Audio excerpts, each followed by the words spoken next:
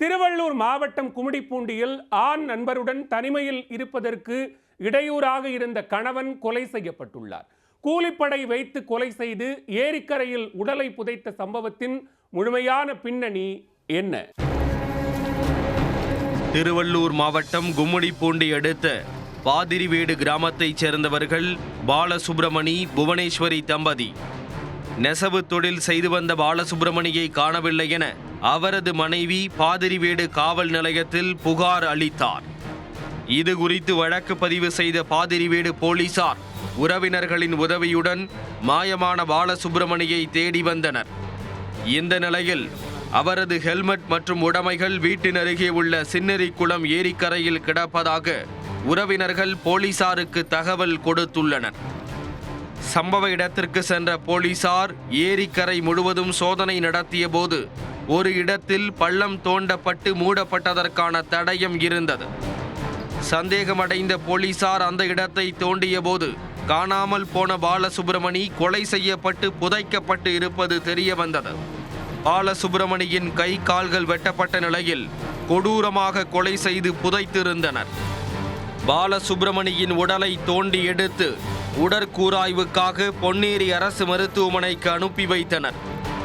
காணாமல் போனதாக பதிவு செய்த வழக்கை கொலை வழக்காக மாற்றிய போலீசார் பாலசுப்ரமணியின் மனைவி புவனேஸ்வரியிடம் இருந்து விசாரணையை தொடங்கினர். தன்னிடம் செல்போன் கூட கிடையாது, நான் யாரிடமும் பேசுவதும் இல்லை, தன்னை சந்தேகப்பட வேண்டாம் என போலீசிடம் பாவமாக பேசி நாடகமாடியிருக்கிறார் புவனேஸ்வரி. ஒரு கட்டத்தில் போலீசாரின் கிடுக்குப்பிடி விசாரணையில் புவனேஸ்வரியிடம் செல்போன் இருப்பது உறுதியானது.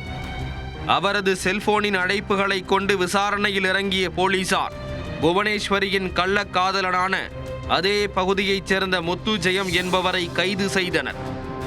அவரிடம் நடத்திய விசாரணையில் புவனேஸ்வரியுடன் அடிக்கடி தனிமையில் சந்திப்பதற்கு பாலசுப்ரமணி இடையூறாக இருந்ததால் கூலிப்படை வைத்து கொலை செய்த அதிர்ச்சி தகவலை தெரிவித்துள்ளார். பாலசுப்ரமணியை இரவோடு இரவாக கொலை செய்துவிட்டு உடலை அருகில் உள்ள ஏரிக்கரையில் புதைத்ததாக அவர் போலீசில் தெரிவித்திருக்கிறார்.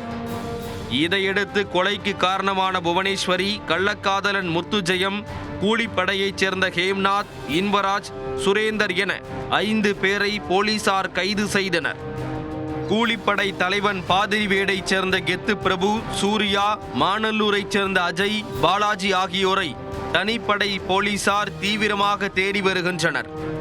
ஆண் நண்பருடன் தனிமையில் இருப்பதற்கு இடையூறாக இருந்த கணவனை கொலை செய்து ஏரிக்கரையில் புதைத்த சம்பவம் அப்பகுதியில் பெரும் பரபரப்பை ஏற்படுத்தியுள்ளது.